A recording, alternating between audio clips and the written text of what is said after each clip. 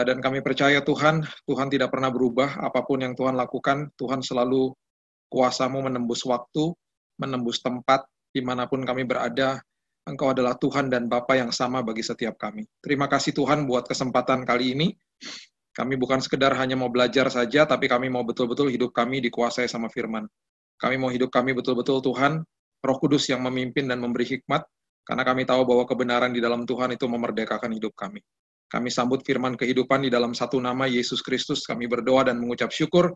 Kita sama-sama katakan, Amin. Amin. Oke. Salam kemerdekaan bagi kita semuanya. Dan yang paling penting, bukan bangsa ini saja yang merdeka, tapi kita juga merdeka karena kita memiliki Tuhan dan kebenaran itu senantiasa memerdekakan hidup. Dan saya selalu katakan dan himbau kepada siapapun, jangan pernah stop baca firman, jangan pernah stop membiarkan firman membaca kita, ya. Jadi jangan cuma sekedar baca saja, tapi biarkan firman Tuhan membaca hidup kita. Dan ingat, tidak ada penuduhan di dalam Tuhan. There is no condemnation, tidak ada penuduhan. Kalau sampai kita merasa tidak layak, merasa salah dan lain sebagainya, dan dituduh dari dosa masa lalu, itu bukan dari Tuhan. Roh Kudus selalu menginsafkan, bukan menuduh. Roh Kudus itu conviction, convict, bukan condemn. Ya, jadi kita harus mengerti bahwa apapun yang kita sedang lewati pada saat ini, kita harus tahu bahwa Tuhan yang senantiasa memberikan semuanya, kebenaran sudah ada, dan tugas kita supaya kita menyatukan frekuensi dengan Dia. Jadi jangan pernah bilang bahwa Tuhan meninggalkan saya, Tuhan nggak dengar, dan lain sebagainya. Tidak. Tuhan tidak pernah begitu. Dia adalah Bapa yang selalu beserta dengan kita. Saya punya 2 orang anak, anak saya yang pertama sedang ada di luar, tapi yang kedua ini kan bersama-sama dengan saya. Saya akan pastikan kepada kedua anak saya ketika mereka ada di rumah saya, atau dimanapun mereka berada, saya pasti mau tahu apa yang mereka lakukan, saya akan support apapun yang mereka lakukan, dan saya akan mau ada di situ dan mendengarkan mereka. Saya ini manusia, apalagi Tuhan saya. Jadi jangan pernah katakan bahwa Tuhan nggak dengar doa saya, Tuhan, saya nggak merasa ada Tuhan di sini, dan lain sebagainya. Itu tipuan iblis, karena Tuhan itu selalu ada sama kita. Dan jangan pernah katakan juga bahwa Tuhan tidak tolong saya, Tuhan menghukum saya dengan penyakit lah, dengan inilah, dan lain sebagainya. Kalau anak saya sedang naik sepeda dan dia terjatuh di luar, saya tidak akan memikirkan apa yang dia buat salah kemarin atau minggu lalu. Saya akan pasti langsung berlari mendapatkan dia, karena dia anak saya. Begitu juga dengan Tuhan, ya. Jadi kasih karunia Tuhan itu cukup bagi kita semuanya. Dan oleh sebab itu, kita juga harus tahu, dan harus tahu diri, jangan mempermainkan kasih karunia Tuhan yang begitu besar yang Dia sudah berikan dalam hidup kita. Pada kesempatan kali ini saya mau bagikan firman tentang prinsip, saya ambil dari Mazmur pasal yang pertama, ayat yang pertama sampai yang ketiga. Kalau bisa ditampilkan, Mazmur pasal yang pertama, ayat pertama sampai yang ketiga. Ini adalah ayat yang seringkali kita baca dan kita tidak melihat bagian yang di tengahnya, karena kita biasanya suka dengan kata di bagian yang ketiga dikatakan apapun yang diperbuatnya berhasil.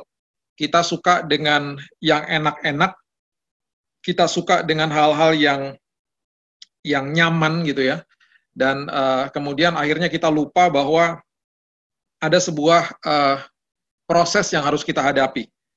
Mazmur pasal yang pertama, ayat yang pertama mengatakan, berbahagialah orang yang tidak berjalan menurut nasihat orang fasik, yang tidak berdiri di jalan orang berdosa, dan tidak duduk dalam kumpulan pencemooh. Kalau kita baca itu, mungkin kita katakan, ya saya begitu tuh, saya masuk dalam kategori itu, gitu ya. Saya berarti aman nih posisi saya. Kemudian kita baca lagi ayat yang kedua, tetapi yang kesukaannya ialah Taurat Tuhan, merenungkan Taurat itu siang dan malam. Saya juga baca renungan setiap hari, saya baca firman setiap hari, saya juga aman berarti. Terus kemudian kita membaca ayat yang ketiga, kita membacanya dengan sangat nyaman dan aman juga, karena kita merasa bahwa, wow, saya ini ditanam seperti pohon di tepi aliran air, ya, yang kemudian menghasilkan buahnya pada musimnya, tidak layu daunnya. Kita suka karena itu kata-kata yang sangat enak didengar. Kemudian apalagi yang di bagian terakhir dikatakan apa saja yang diperbuatnya berhasil. Nah, yang kita lupa dari kata berbahagialah di ayat yang pertama sampai kata berhasil di ayat yang ketiga, itu ada sebuah proses yang sebenarnya harus kita lewati. Dan proses itu adalah proses yang namanya ditanam. Dan proses yang ditanam ini adalah proses yang tidak enak. Betul-betul tidak enak. Karena ketika dikatakan seperti pohon yang ditanam di tepi aliran air, itu jangan kita pernah berpikir bahwa wah enak ya hidup saya nanti, pokoknya baca firman aja setiap hari, pokoknya saya hidupnya nggak dalam dosa, saya pokoknya baca firman, nanti pasti berhasil deh saya gitu. Kita abaikan kata-kata itu dan kemudian kita tidak mengerti pewahyuan di dalamnya. Makanya kalau baca firman harus kontekstual, jangan dimutilasi. Dan ini adalah pengertian yang sangat luar biasa dalamnya dan diambil dari seorang yang menulis yang betul-betul mengalami banyak tantangan dalam kehidupannya. Kata ditanam di situ, ya saya berikan 3 poin saja. Kata ditanam itu, kemudian nanti kita bahas tentang buahnya dan kemudian tidak layu daunnya. Itu saja yang saya mau bagikan kepada Bapak Ibu sekalian. Kata ditanam itu adalah kata yang pasti, kalau ditanam itu pasti bicara soal biji. Nah, yang saya suka kalau mempelajari firman Tuhan adalah selalu mencari bahasa asli atau katanya. Nah, pertama kali saya membahas atau belajar tentang kata biji ini, ya, saya cukup bangga dengan Alkitab Bahasa Indonesia kita, karena biasanya Alkitab kita ini dengan kosakata yang sangat terbatas dalam bahasa Indonesia ini kurang bisa menjelaskan. Jadi seringkali kita harus membahas dari bahasa asli, bahkan kemudian kita bisa lebih mengerti kalau mengambil dari bahasa Inggris.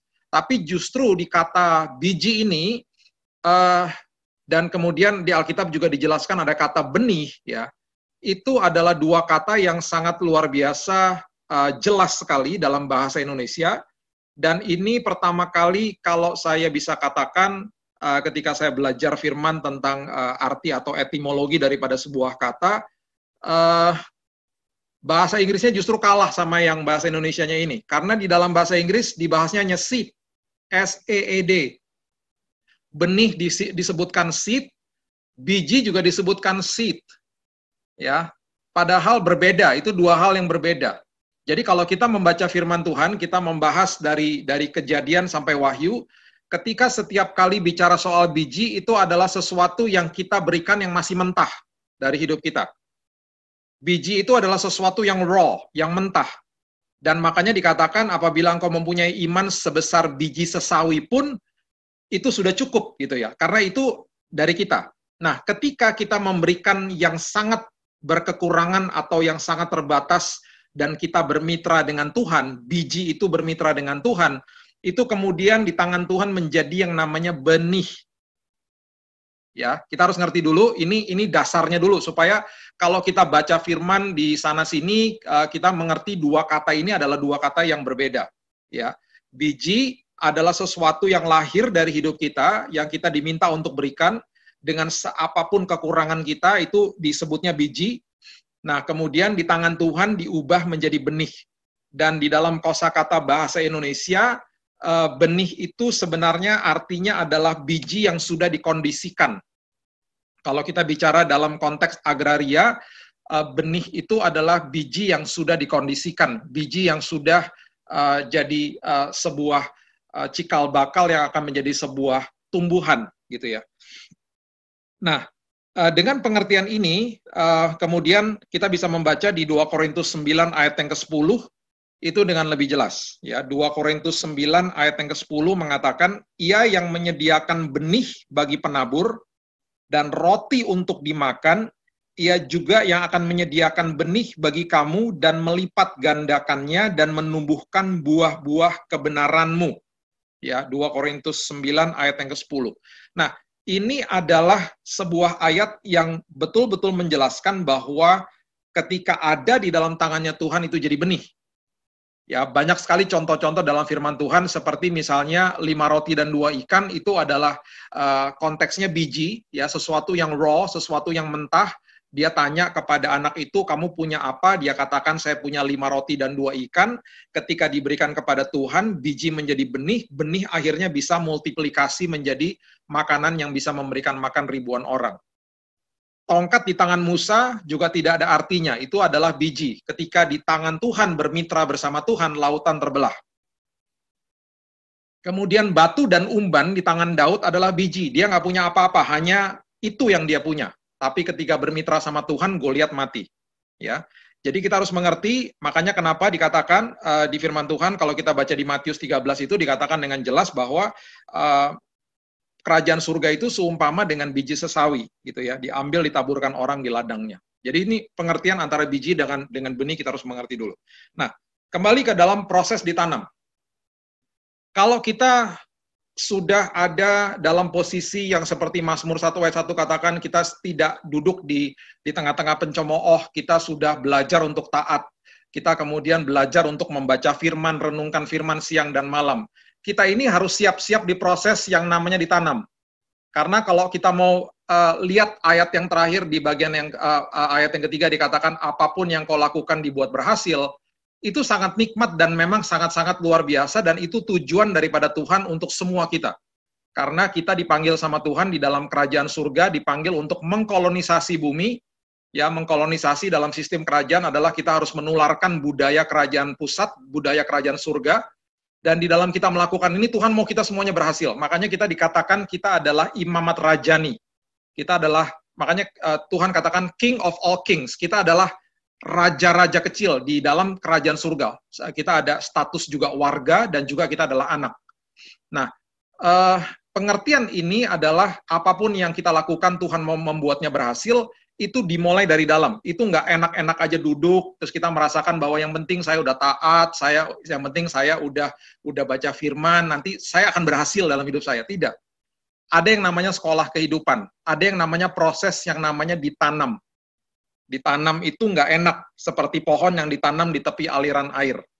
Nah, kalau ditanam Bapak Ibu, itu berarti posisinya ada di bawah tanah. Kalau bahasa Inggrisnya berarti dikatakan kita lagi under. Jadi setiap kali Bapak Ibu merasakan bahwa saya lagi under pressure, di bawah tekanan, saya ada di bawah under fear, di dalam ketakutan, atau saya ada di bawah di bawah rata-rata, misalnya saya merasa saya yang tidak seperti yang lain, atau bahkan sekarang banyak yang di bawah UMR bahkan karena gajinya dipotong, atau bahkan ada yang di PHK. Justru ketika ada kata di bawah, itu adalah proses kita sedang ditanam sama Tuhan. Dan justru di dalam proses seperti ini, saya justru menghimbau kepada Bapak Ibu sekalian, berbahagialah. Karena sebentar lagi, apapun yang kau kerjakan akan dibuat berhasil sama Tuhan. Jadi, di dalam proses ditanam, itu seringkali posisinya kita salah artikan, karena posisi ditanam itu posisinya sama dengan dikubur. Setuju ya? Karena dua-duanya ada di dalam tanah, di bawah tanah. Dua-duanya gelap, dua-duanya sendirian, dua-duanya betul-betul seperti nggak bisa napas gitu ya, dan betul-betul terisolasi dari apapun. Dan seringkali kita berpikir bahwa saya sedang dikubur. Bedanya dikubur dengan ditanam, kalau dikubur akan busuk, kalau ditanam akan keluar tunas muda, dan seperti firman Tuhan tadi katakan, kita akan ditumbuhkan tunasnya, buahnya, dan kita akhirnya akan mempunyai sebuah daun yang tidak akan layu. Nah, oleh sebab itu, ketika kita ada di dalam proses sedang di bawah, jangan khawatir, jangan sedih, katakan sama Tuhan, terima kasih Tuhan, saya sedang ditanam karena sebentar lagi Tuhan akan mengeluarkan tunas saya. Di Jakarta ada gedung namanya Tamrin 9.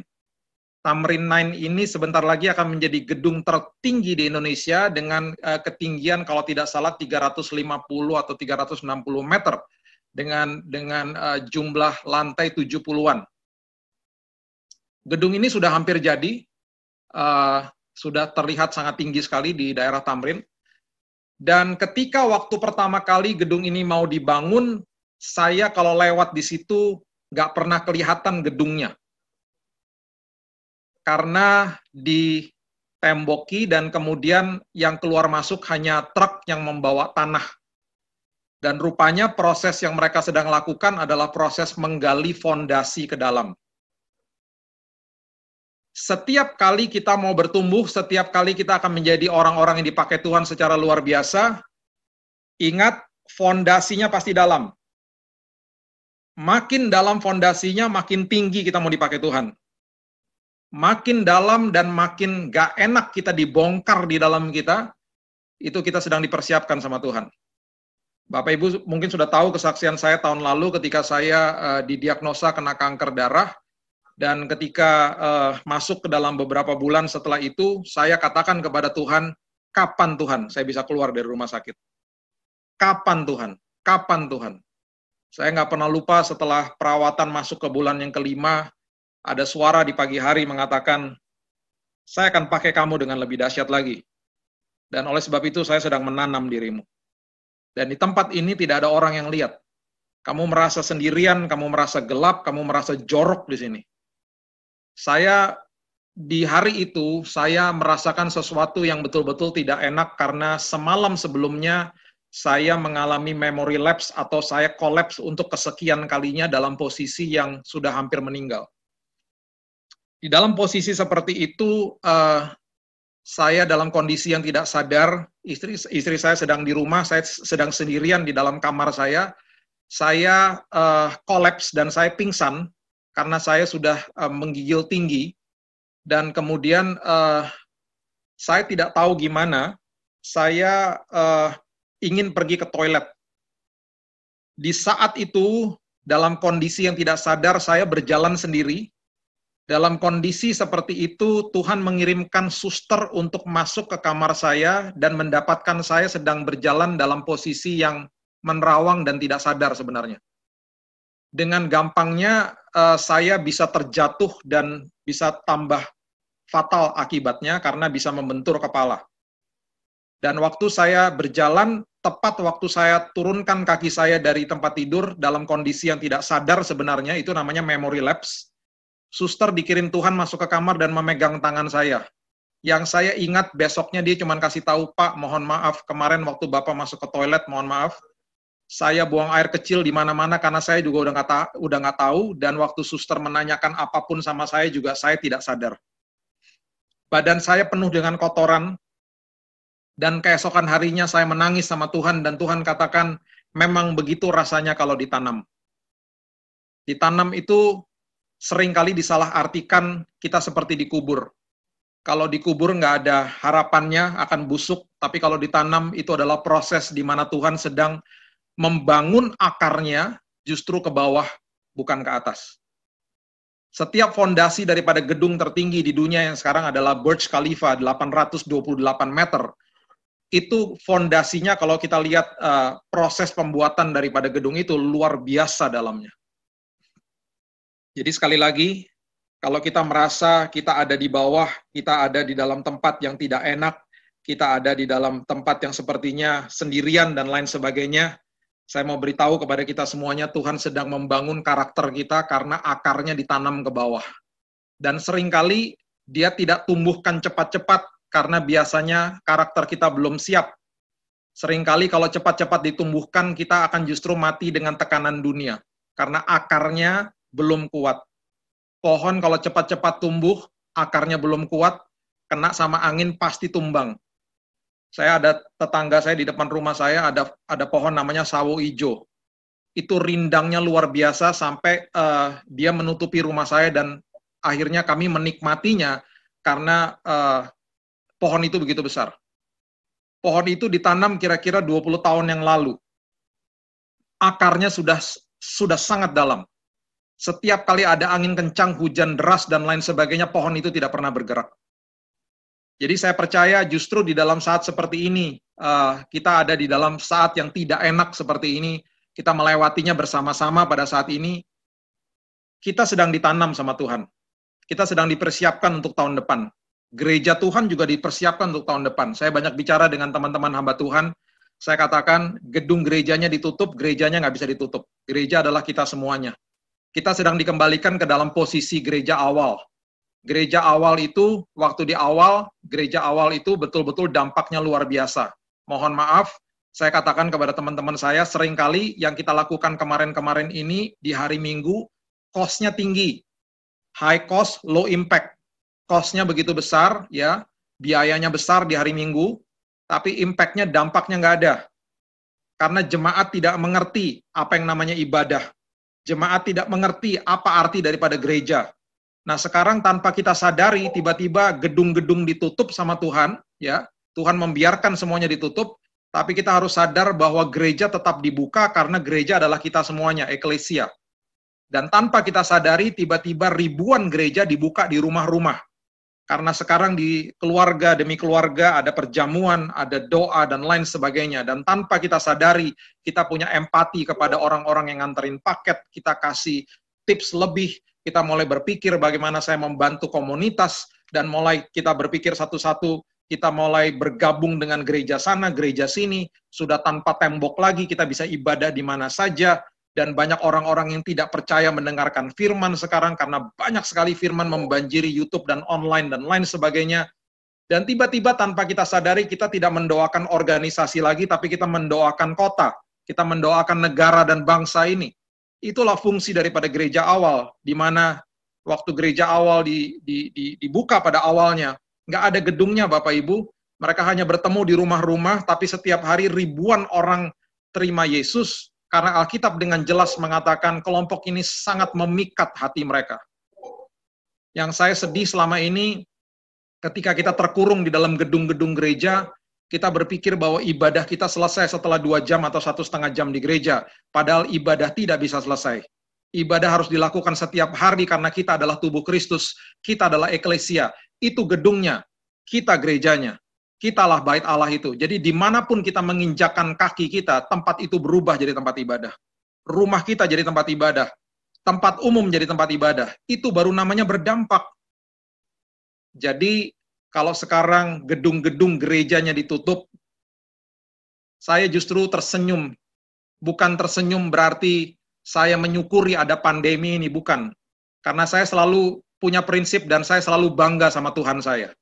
Saya percaya bahwa apapun yang iblis lakukan akan selalu diputarbalikkan sama Tuhan menjadi sesuatu yang indah.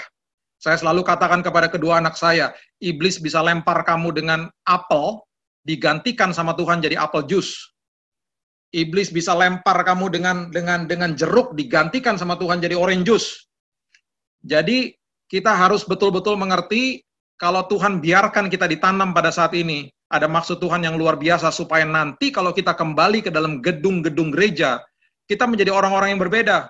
Kita menjadi orang-orang yang berdampak, yang mengerti bahwa dimanapun saya berada, saya harus berdampak dan perjamuan jalan terus. Saya menggelitik hati saya ketika sekarang ini banyak orang yang akhirnya mengerti arti daripada perjamuan, mengerti bahwa setiap hari mereka sekarang mulai melakukan perjamuan dengan keluarganya, mengingat hari kematian Yesus bukan di hari Paskah saja, atau sebulan sekali di gereja saja, tapi setiap hari dalam kehidupannya. Dan anak-anak mulai diajarkan bagaimana mereka melakukan perjamuan, mereka ikut perjamuan, mereka merasakan karya Tuhan yang luar biasa. Yang kedua, di ayat yang ketiga ini mengatakan yang menghasilkan buahnya pada musimnya. Ya, ketika nanti kita sudah ditanam, ya, kita harus mengerti posisi kita ditanam. Kita akan dihasilkan buah sama Tuhan. Tadi kita sudah belajar Tuhan akan menyediakan benihnya yang luar biasa, kemudian akan ditumbuhkan buahnya. Nah, di dalam buah roh, ya, saya nggak akan panjang-panjang di dalam buah roh. Nanti Bapak Ibu buka sendiri di Galatia 5 pasal yang ke-22, ayat yang sudah sangat populer sekali. Itu selalu didengungkan ada kasih, kemudian kasih itu akan membawa kepada damai sejahtera, kemudian dibawa kepada sukacita. Ya. Buah itu selalu begitu. Buah itu untuk dinikmati sama orang lain. Buah bukan untuk kita, tapi untuk dinikmati sama orang lain. Jadi ketika hidup ini ditanam, pasti kita akan berbuahnya luar biasa. Ya, kita buka dulu di Yohanes 15 ayat 10. Yohanes 15 ayat yang ke-10. Dikatakan, jikalau kamu menuruti perintahku, kamu akan tinggal di dalam kasihku, seperti aku menuruti perintah Bapakku dan tinggal di dalam kasih-Nya. Semuanya itu kukatakan kepadamu supaya sukacitaku ada di dalam kamu dan sukacitamu menjadi penuh. Ya. Nah, kalau kita membaca urutan daripada buah roh, itu Paulus menuliskan juga tidak main-main. Sistematis teologi kita ini luar biasa, ya. Jadi ada damai, kemudian sukacita, kemudian damai sejahtera. Itu urutannya begitu. Nah, ayat ini dengan jelas mengatakan kalau kamu tinggal di dalam kasihku, kamu akan dibawa kepada sukacita. Ya, saya mungkin sudah pernah ajarkan di beberapa gereja, kasih itu adalah sesuatu yang diberikan sama Tuhan di dalam rohnya manusia. Temannya kasih yang ada di dalam emosi manusia itu namanya jatuh cinta. Nah, jatuh cinta itu bisa hilang kapan saja, terusik kapan saja, dicuri sama iblis kapan saja. Makanya orang yang jatuh cinta bisa hilang dalam waktu sekejap. Tapi yang namanya kasih, itu adalah sebuah buah roh yang diberikan sama Tuhan, diletakkan di dalam rohnya manusia. Ya, saya punya pelajaran yang cukup komprehensif tentang ini. Di 2 Korintus 3 ayat yang ketiga dengan jelas mengatakan bahwa apapun atribut atau nilai surgawi sudah ditulis di dalam rohnya manusia, loh hatinya manusia. Ya, kalau di Perjanjian Lama hukumnya Tuhan ditulis di atas loh batu, kalau di 2 Korintus 3 ayat 3 dikatakan tetapi dengan roh dari Allah yang hidup bukan pada loh-loh batu melainkan pada loh-loh daging yaitu di dalam hati manusia. Nah, apa yang ditulis di dalam hati manusia ketika kita terima Yesus sebagai juru selamat? Kita sudah diberikan kekudusan, kita sudah diberikan iman, kita sudah diberikan kasih. Makanya saya selalu dengungkan kasih adalah keputusan, bukan perasaan. Kalau jatuh cinta, itu perasaan. Itu yang ada di dalam emosi, ada yang di dalam emosi yang bisa terusik kapan saja. Tapi yang namanya kasih, itu adalah sifatnya kekal karena diletakkan di dalam roh. Jatuh cinta bisa hilang, kasih ada sampai selama-lamanya. Nah, itu adalah buah yang luar biasa yang akan timbul dalam hidup kita kalau kita biarkan ditanam sama Tuhan. Kita akan mengerti kasih yang sebenarnya. Saya nggak punya banyak waktu untuk membahas semuanya, nanti Bapak Ibu bisa lihat di ayat-ayat yang tadi saya sudah bagikan. Kemudian setelah kita mengerti tentang ini, yang berikutnya di Filipi 4 ayat 4-7 mengatakan begini. Filipi 4 ayat 4-7 mengatakan, sukacita akan membawa kita kepada damai. Ini buktinya. Bersukacitalah senantiasa dalam Tuhan, sekali lagi kukatakan bersukacitalah. Filipi 4 ayat yang kelima, hendaklah kebaikan hatimu diketahui semua orang, Tuhan sudah dekat. Janganlah hendaknya kamu khawatir tentang apapun juga, tetapi nyatakan dalam segala hal keinginanmu kepada Allah dalam doa dan permohonan dengan ucapan syukur. Perhatikan ayat yang ketujuh. Damai sejahtera Allah yang melampaui segala akal akan memelihara hati dan pikiranmu dalam Kristus Yesus. Nah, ini yang harus kita bedakan. Ya, tadi kasih itu temannya jatuh cinta. Ya, makanya orang dunia nggak mengenal kasih, mereka menikah dengan modal jatuh cinta, ujung-ujungnya pasti bercerai atau tidak punya tools atau alat atau pengetahuan bagaimana mereka bisa mengasihi. Di dalam kekristenan kita mengerti yang namanya kasih agape. Jatuh cinta dalam perkawinan 4, 5, 6, 7 tahun itu perasaan bisa hilang kapan saja. Itu harus dipupuk lagi untuk balik-balik lagi. Tapi yang namanya kasih itu selamanya. Makanya ketika rasa-rasa jatuh cinta sudah tidak seperti waktu di pacaran, ya, kita akan merasakan betul-betul yang namanya kasih yang sesungguhnya, ya. Nah, saya juga mau memberikan pengertian ini kepada Bapak Ibu. Di dalam sukacita, itu sukacita juga adalah sesuatu yang sangat kekal, ada di dalam rohnya manusia. Temannya sukacita adalah yang namanya kesenangan atau kebahagiaan. Ya, kesenangan itu bisa hilang kapan saja, sukacita nggak bisa diusik sama iblis. Makanya orang-orang Kristen dengan bangga bisa katakan, saya melewati lembah kekelaman, saya melewati proses yang tidak enak, saya melewati proses sedang ditanam. Saya nggak ada kesenangannya, tapi nggak tahu gimana ya, saya kok bisa ada rasa sukacita yang luar biasa dalam hidup saya. Ya, jadi kita harus mengerti bahwa yang Tuhan berikan itu adalah sesuatu yang tidak pernah bisa diusik sama iblis. Yang namanya damai sejahtera juga begitu. Damai sejahtera letaknya di dalam roh, temannya damai sejahtera adalah ketenangan. Ya, ketenangan dan kesenangan bisa hilang kapan saja, damai sejahtera dan sukacita tidak bisa hilang. Sekarang saya tanya sama banyak orang, melewati pandemi ini, ada ketenangan, kadang-kadang nggak ada Pak, ada kesenangan, nggak ada Pak, ada damai, ada pasti, ada sukacita, ada, karena itu diletakkan di dalam roh, nggak bisa dicuri, nggak bisa diambil sama iblis. Jadi itu yang Tuhan mau supaya kita mengerti, ketika kita ditanam, kita mengerti bahwa saya punya kasih, saya memiliki sukacita, saya memiliki damai Tuhan yang tidak akan pernah bisa dicuri sama siapapun. Itu adalah buah roh yang harus kita mengerti. Dan kita sebenarnya sudah punya, tapi seringkali anak-anak Tuhan ini tidak mengerti bahwa kita sudah punya. Jadi, prinsipnya adalah ketika kita mau ditanam, kita tidak mencabut diri kita. Ya, hati-hati dengan proses itu. Seringkali orang mencabut dirinya dari proses ditanam, dan akhirnya timbullah chaos, timbullah hal-hal yang tidak diinginkan. Contohnya apa, Pak? Contohnya gini, coba saya kasih tahu. Ya, banyak orang di akhir-akhir ini ketika income-nya sudah berkurang, ketika penghasilannya dipotong, kondisi sudah sangat menekan, angkat telepon pinjam-pinjam uang sama orang. Saya paling anti dengan hal-hal seperti itu, dan saya cukup keras dengan hal-hal seperti itu, karena bagi saya itu malu-maluin.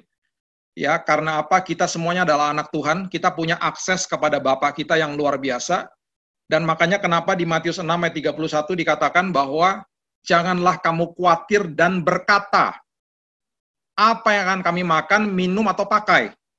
Jadi bukan sekedar jangan khawatir, nggak boleh berkata juga, Yesus katakan. Kenapa? Karena kita punya akses kepada Bapa kita di surga. Bayangkan anaknya Prince Charles dari Inggris, seorang prince atau raja yang luar biasa, dia nggak pernah ngomongin uang. Dia nggak pernah ngomongin besok saya akan makan apa ya. Itu akan sangat malu-maluin rajanya. Makanya kita ini kan anak raja, punya akses. Ya, saya sudah punya banyak pengajaran tentang itu, bahwa kita ini punya akses bukan kepemilikan. Kalau kita merasa memiliki, pasti akan rasa berkurang. Seperti anak yang terhilang, ya, waktu dia memisahkan hidupnya dari bapaknya, dia sebelum pergi, dia bilang begini, berikan yang menjadi hak milikku. Dia memisahkan proses akses ya kepada bapaknya, dia minta akhirnya sekarang masuk ke dalam hak kepemilikan. Setiap kali kita merasa memiliki, kita pasti akan kekurangan. Setiap kali kita merasa memiliki, kita pasti kehabisan. Tapi kalau kita punya akses, nggak akan ada habisnya. Makanya ketika si bungsu pulang, si sulung kan cemburu. Dia bilang gini, kenapa Bapak tidak pernah buat pesta untuk aku? Bapaknya bilang gini, loh, kamu tuh tinggal sama aku loh. Apapun yang menjadi milikku, milikmu. Masa kamu nggak nyadar? Nah, itu adalah gambaran daripada orang-orang Kristen. Kita udah tahu bahwa didengungkan berkali-kali bahwa dia adalah raja, dia adalah Bapa kita masih ketakutan. Makanya dengan jelas di Matius 6 ayat 31 dikatakan, jangan kamu khawatir, dan seringkali nggak dibaca kata yang berikutnya, dan berkata. Kalau jangan khawatir, oke lah, udah sering didengungkan. Tapi kalau kata berkata itu nggak pernah dihotbahkan. Jadi nggak pantas kalau kita bilang, aduh gimana ya besok, aduh gimana ya. Bahkan saya sangat melarang orang-orang anak-anak Tuhan untuk telepon-teleponan dan kemudian saling-saling khawatir dan saling mencurahkan isi hatinya karena, aduh besok gimana ya, aduh besok gimana ya. Malu-maluin. Malu-maluin, kita ini anak raja. Posisi kita menentukan provision daripada Tuhan. Kalau anak saya, ya, hari ini dia udah makan nih misalnya ya, kemudian dia lihat di atas meja makan tidak ada makanan buat besok. Anak saya malu-maluin kalau dia keluar rumah, dia pergi ke tetangga, dia bilang begini, Om, Tante, bagi saya makanan, Om. Loh, kenapa? Kamu anaknya Pak Billy, kan dia pasti kasih kamu makan. Tapi saya nggak ngelihat ada makanan di meja makan buat besok. Makanya Tuhan katakan begini, biarkanlah kesusahan untuk sehari ini, untuk hari ini aja. Besok aku akan tanggung lagi, karena besok aku akan memberikan kepadamu selalu berkelimpahan dan cukup. Selalu berkelimpahan dan cukup.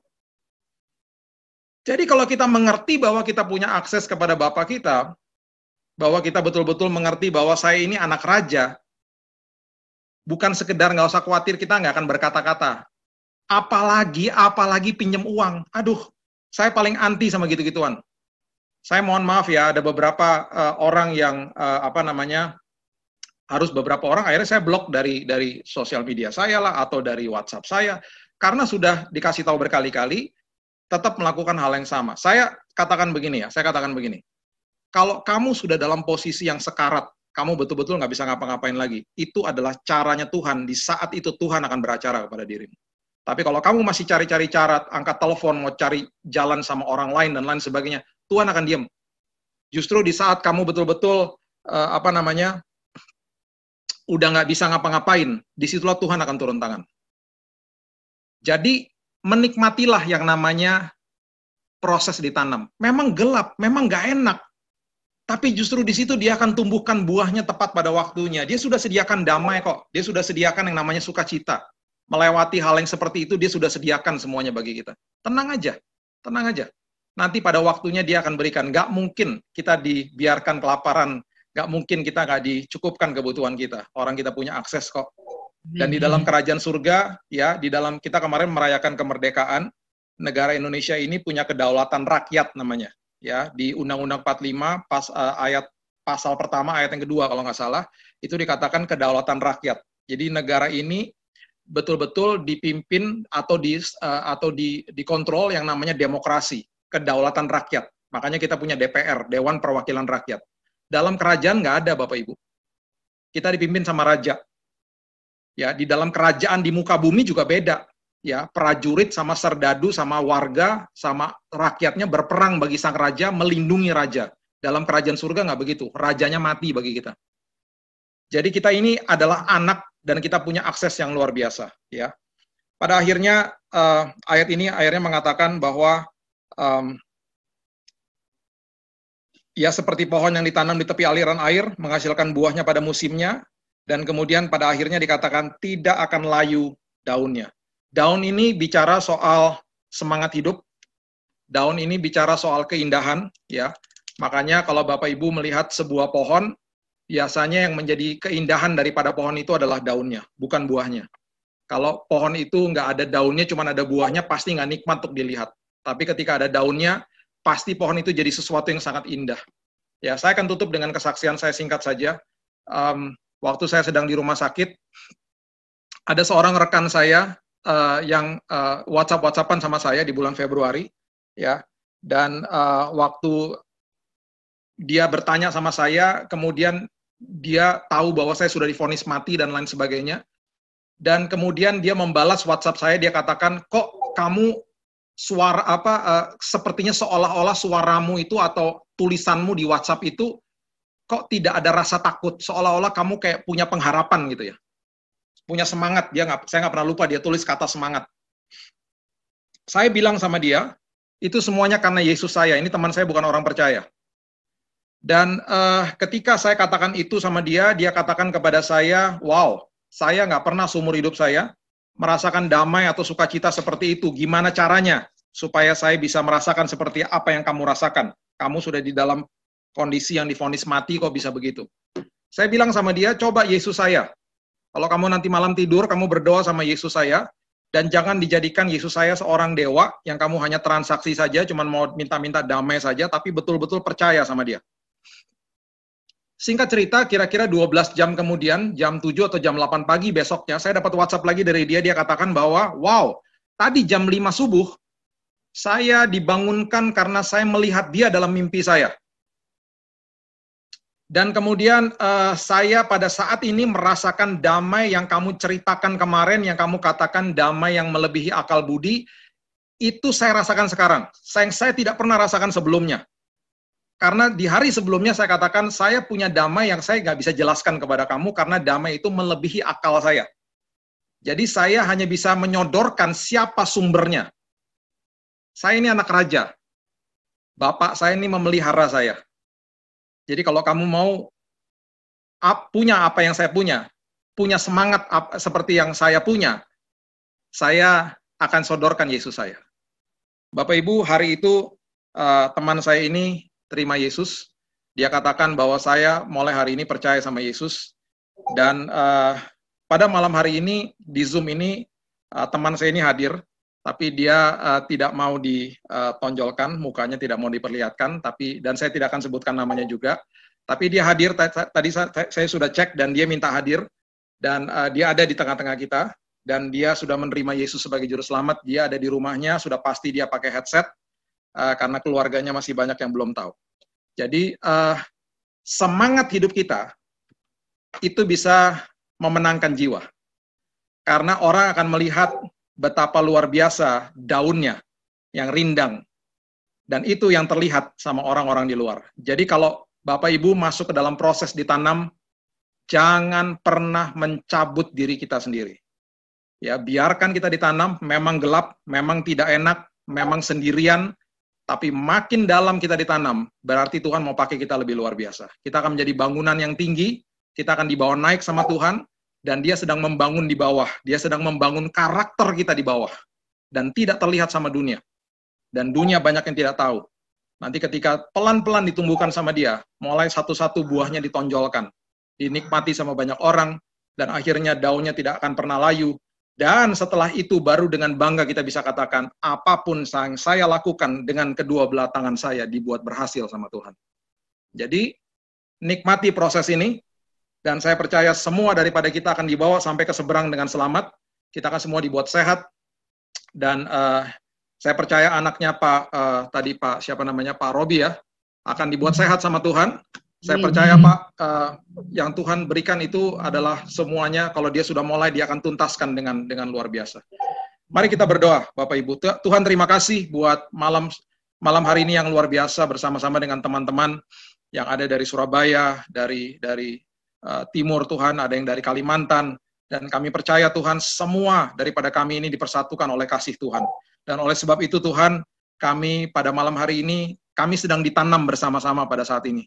Kami ada di bawah Tuhan, sedang dalam kondisi atau posisi yang gelap, bertanya-tanya, kapan ini akan selesai?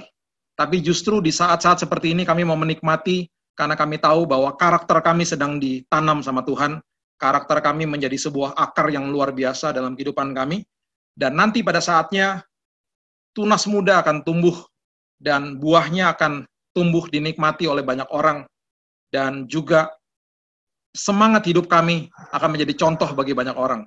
Daun-daun kami akan betul-betul rindang Tuhan, dan pada akhirnya apapun yang kami kerjakan dibuat berhasil. Hamba-Mu berdoa bagi teman-teman yang ada di Zoom pada saat ini, yang sedang menonton juga di Facebook. Hamba-Mu berdoa siapapun yang sedang dalam posisi sakit, kesembuhan sudah terjadi dalam nama Yesus. Kesembuhan sudah diterima dalam nama Yesus. Aku percaya Tuhan, apapun yang kami sudah lewati pada saat ini, Tuhan tidak pernah tinggal diam. Kami juga percaya anaknya Pak Robi juga sudah disembuhkan secara sempurna oleh-Mu Tuhan. Apapun yang Tuhan sudah mulai, Tuhan akan akhiri dengan indah. Kami akan sampai ke seberang dengan selamat. Kami akan semuanya sehat. Kami dilindungi.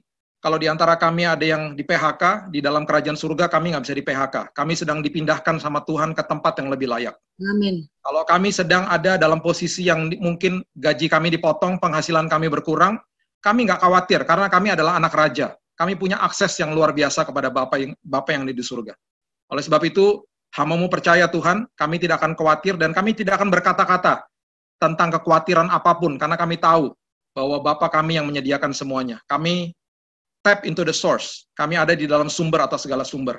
Kami akan nikmati Tuhan proses ditanam ini, dan kami percaya pada waktunya Tuhan akan menumbuhkan tunas-tunas muda dalam hidup kami. Hanya di dalam satu nama, Yesus Kristus Tuhan kami sudah berdoa dan mengucap syukur. Kita sama-sama katakan, amin.